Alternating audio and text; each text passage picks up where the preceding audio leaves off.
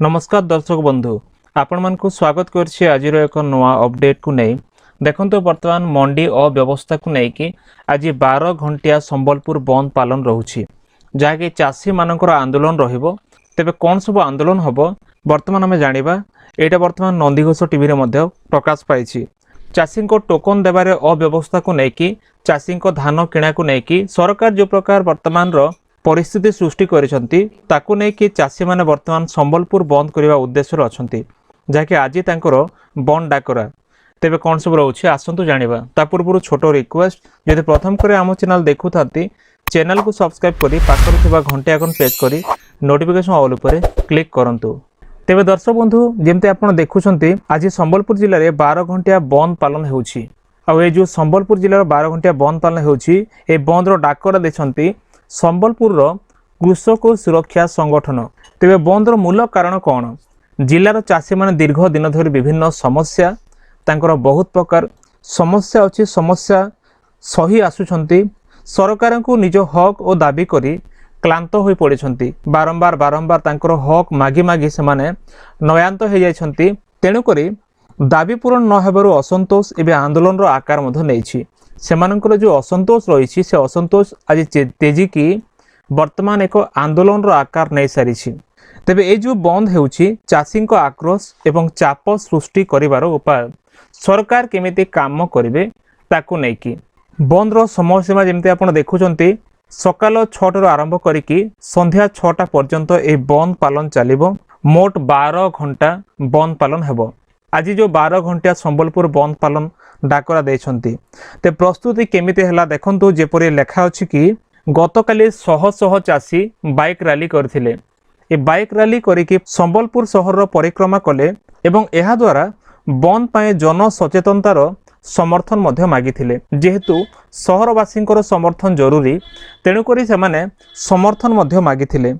बंद रो प्रभाव देखंतु कोन कोन हे पारे। जदि बंद होउछि तेबे कोन कोन प्रभाव पड़ी पारे। प्रथम विषय होउछि दुकान बजार निहाती प्रभाव पड़िबो। जेहेतु अनेक गुड़ा दुकान संबलपुर रहुछि किंबा आखपाख रहुछि ए जो दुकान बजार रो बा मार्केटिंग रो प्रभाव पड़ी पारे। तापर द्वितीय विषय होउछि सरकारी कार्यालय जो जो ऑफिस गुड़ा को अछि जेते भी सरकारी कार्यालय अछि समस्त कार्यालय आज बंद हबो। ता अर्थ एमाननको मध्य प्रभाव पड़िबो।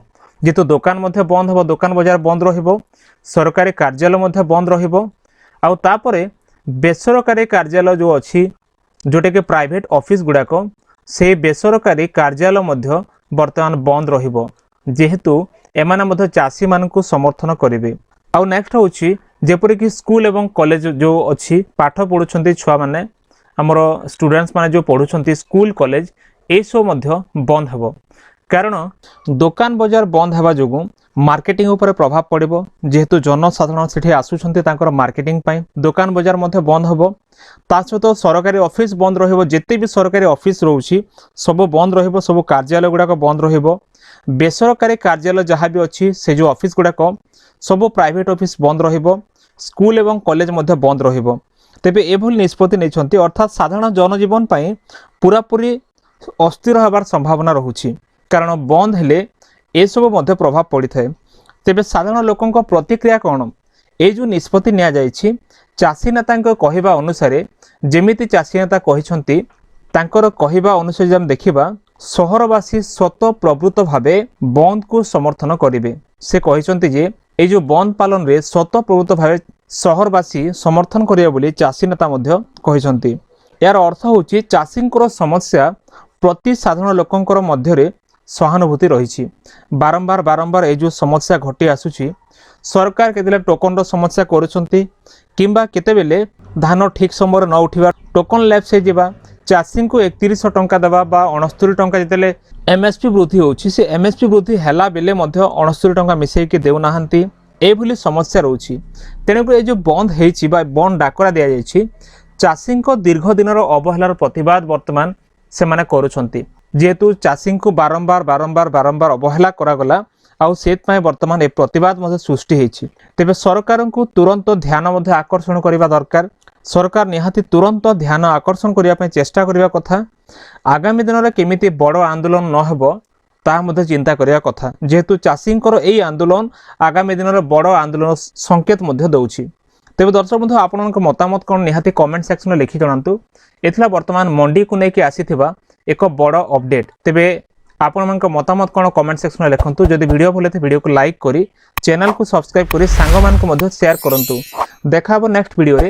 ଧନ୍ୟବାଦ।